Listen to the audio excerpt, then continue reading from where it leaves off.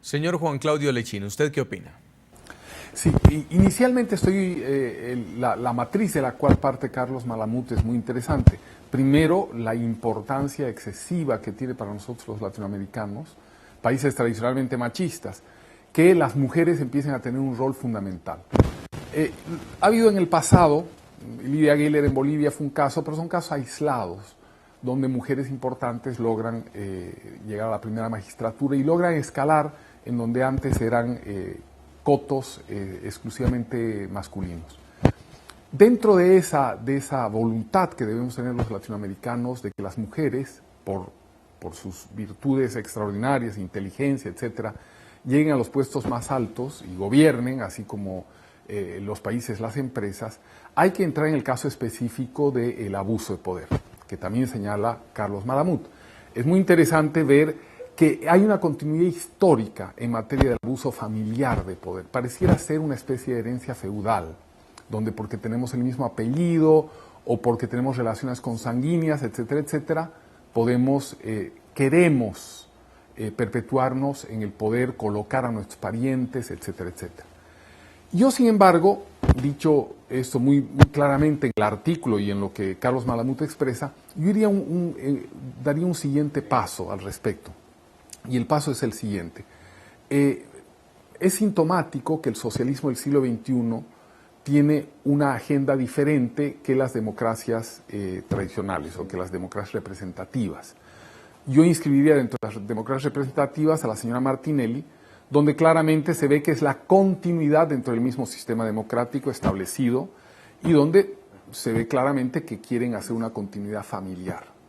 En el caso de las personas, de los gobernantes, de las esposas de gobernantes cercanos o parte del socialismo del siglo XXI, como es el caso de la señora Heredia y como es el caso de la señora Mujica, la señora Lucía, yo veo hay una gran diferencia. Y es la importancia que tiene para el modelo del socialismo del siglo XXI el desmontaje de la democracia representativa para capturar todos los poderes del Estado. Eso ha sucedido en Venezuela, en Bolivia, en Nicaragua, en el Ecuador. Prensa, parlamento, ejército, policía. Hay un proceso de captura por parte del caudillo de los poderes independientes del Estado y de los poderes fácticos del país. Bueno, entonces, ¿qué pasa donde no hay caudillo mesiánico? Y ahí viene lo interesante del proyecto de Cristina Kirchner, donde no hay un caudillo capaz de generar una nueva constituyente, que fue el instrumento con el cual estos caudillos de Venezuela, Bolivia, Nicaragua y Ecuador empezaron a perpetuarse en el poder y acabar con ese elemento fundamental de la democracia que es la sucesión y alternabilidad.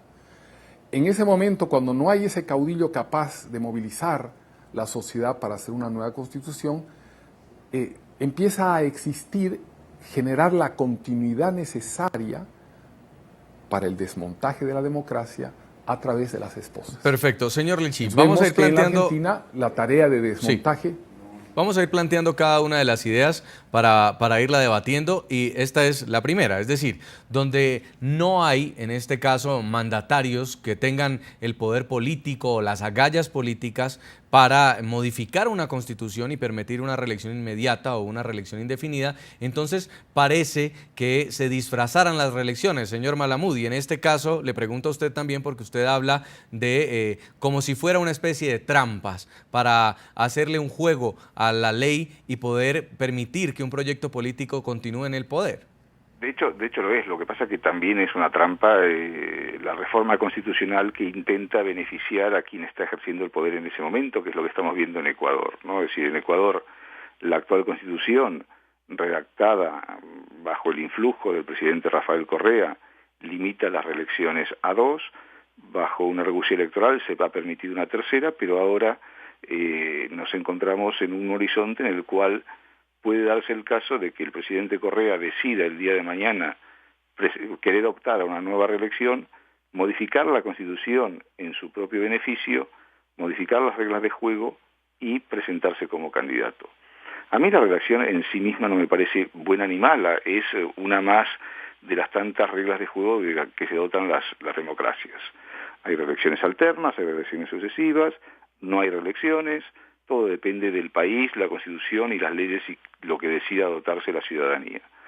El problema está que en todas las últimas reformas constitucionales que se han hecho en América Latina, todas fueron en beneficio de quien estaba ejerciendo el poder. Y en todos los casos, salvo en uno, en República Dominicana, cuando se modificó la Constitución, triunfaron aquellos presidentes que modificaron las constituciones para ser reelegidos.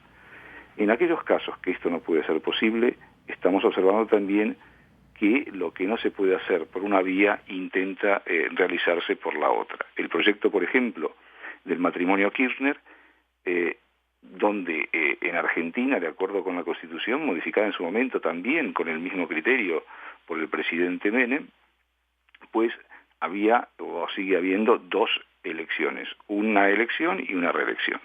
Para burlar esto se planteó la posibilidad de elecciones alternas, primero el marido, luego la mujer, luego el marido, luego la mujer, un recorrido que fue trágicamente cortado por la muerte de Néstor Kirchner, pero que si no, lo que hubiera indicado el guión de esta trama era esa alternancia matrimonial, ¿no? Entonces, evidentemente, como usted plantea, pues nos encontramos frente a una especie de burla de la ley, de un intento de modificar la legalidad a través de un artilugio que permita que si el presidente no puede presentarse, de alguna manera vamos a seguir manteniendo un cierto control, y aquí evidentemente las circunstancias varían de país a país, en algunos casos, y quizás lo que estamos pudiendo observar en Panamá, el deseo del señor Martinelli de que su mujer ocupe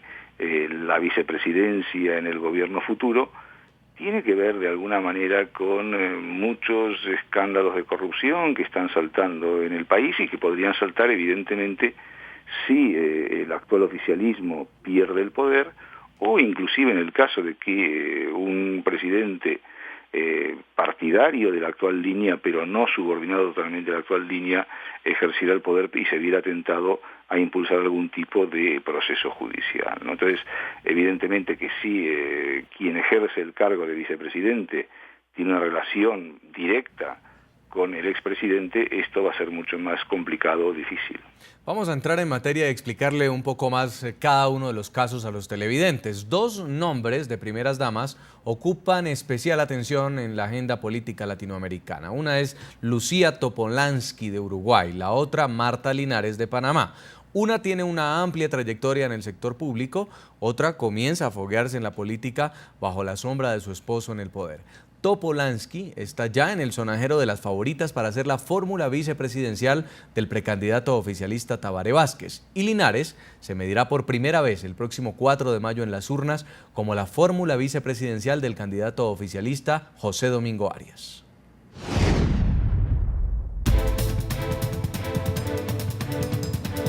La presencia del liderazgo femenino parece ser una estrategia política para mantener un legado, defender unas políticas o perpetuar el poder a través de una figura cercana.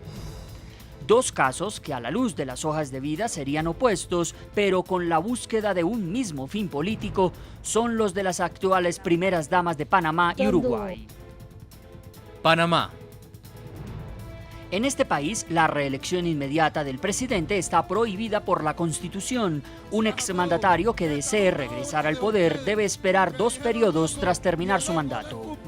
Sin embargo, un hecho ha generado polémica de cara a las elecciones presidenciales del próximo domingo 4 de mayo, la postulación de Marta Linares, esposa del presidente Ricardo Martinelli, como fórmula vicepresidencial del candidato oficialista al primer cargo del país, José Domingo Arias. Los que están de acuerdo pues con lo que ha hecho este gobierno, tantas obras y tanto que ha crecido este país, pues que nos apoyen a las próximas elecciones del 4 de mayo y nos den su voto. La candidatura de Marta Linares es, en opinión de sectores de la oposición, la búsqueda de una reelección disfrazada por parte de Martinelli. La esposa del presidente panameño es titulada en comercio y corredora de seguros.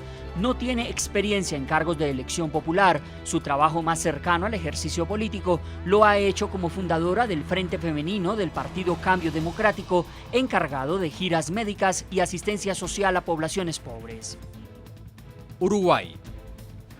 En contraste con la primera dama panameña, la de Uruguay sí cuenta con una trayectoria política reconocida, hecho que juega a favor del presidente José Mujica, también imposibilitado constitucionalmente para una reelección inmediata.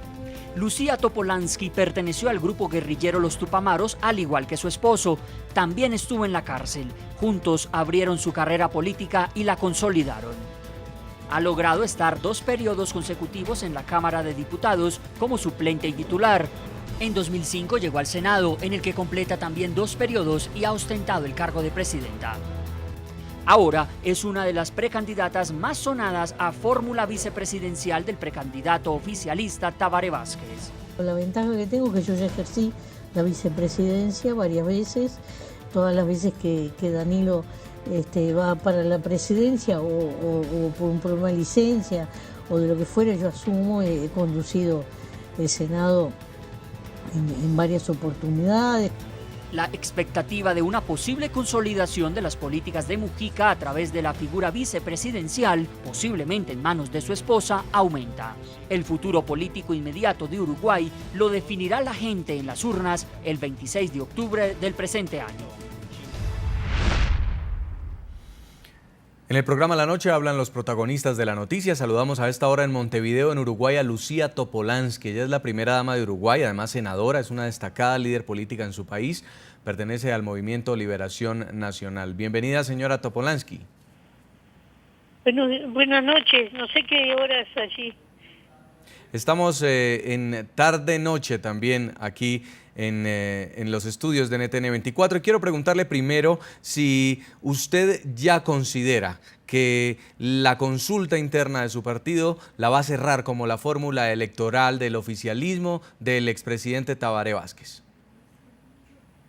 Bueno, mi partido es un partido bastante sui generis para Latinoamérica, es un frente compuesto por muchos partidos y sectores, y tiene 2 candidatos para la elección interna. Pero esos 2 candidatos van con un solo programa que fue definido en un congreso. Así que es un partido que ya se sabe, sea cual sea el candidato o sea cual sea la fórmula, qué es lo que va a proponer. En su país, señora Topolansky, no hay ningún impedimento legal para que usted pueda aspirar, en caso de que sea la fórmula vicepresidencial en las próximas elecciones de su partido. Sin embargo, hay quienes dicen que éticamente usted se está apalancando en el poder que tiene su esposo para lograr los votos. ¿Qué le dice usted a estas denuncias? Bueno, yo le digo que yo milito en política desde el año 58. Y siempre he tenido mi militancia. Si además mi esposo milita y mis compañeros militan, eso no me puede impedir militar hoy a nivel parlamentario, porque yo he militado en muchas áreas también. Es decir, yo no soy una recién llegada a la política, no hay ningún impedimento de ningún tipo, ni ninguna entrevero de poderes, ni nada por el estilo. En Uruguay no hay reelección presidencial y no creo que haya nunca, porque a los uruguayos no nos gusta el tema de la reelección presidencial. Sí hay en discusión, probablemente en algún momento salga una reforma constitucional, pero que es sobre otros tópicos, no tiene nada que ver con los tópicos electorales. En este momento, a veces ejerzo la vicepresidencia porque soy la senadora más votada del país. Entonces, en Uruguay hay una línea bien clara de sucesión, diríamos, en lo que está el presidente, el vicepresidente y después los senadores por orden de voto. En Uruguay nunca habría un vacío de poder, siempre hay una sucesión bien determinada. Y bueno, mis compañeros me han pedido que nuevamente encabece la lista de mi sector y es un sector que tiene una base popular importante, y en ese marco, después de la elección interna, hay 3 o 4 nombres que el Frente Amplio Sí. definirá cuál conviene más para hacer la fórmula ganadora. Ahora, yo le pregunto, señora Topolansky, ¿no cree usted que frente a los demás candidatos, conociendo que su esposo es el presidente Mujica, usted lleva una ventaja? No, yo no creo que no. A mí me reconocen por mis méritos. Y he tratado de no mezclarlos tanto, porque en Uruguay tampoco existe la figura de la primera dama. Yo a veces lo acompaño protocolarmente, nada más, al presidente, pero, por ejemplo, cuando él va a viajar ahora a Estados Unidos, yo quedo ejerciendo la vicepresidencia, salvo que sea en un momento de receso parlamentario, quedo con mis responsabilidades. Incluso he ejercido la presidencia también en algún momento en que el presidente y el vice estaban ausentes del país. Pues quiero invitarla a que continúe con nosotros, señora Lucía Topolansky, porque en el programa estamos debatiendo justamente este tema y le estamos preguntando a los televidentes qué opinan del papel político y del poder electoral que ostentan las esposas de los presidentes de Uruguay, de Perú y de Panamá. Vamos a leer lo que dicen algunos tuiteros. Tishla Velázquez escribe: en Panamá la primera dama no tiene poder político ni electoral, es el deseo insano de no querer dejar el poder. También escribe Luis Felipe Manfredo, dice: la de Panamá no tiene poder político aún, pero tiene influencia ostensible con señor Ricardo Martinelli. Vamos a la pausa, ya regresamos en La Noche. Ya regresamos con La Noche.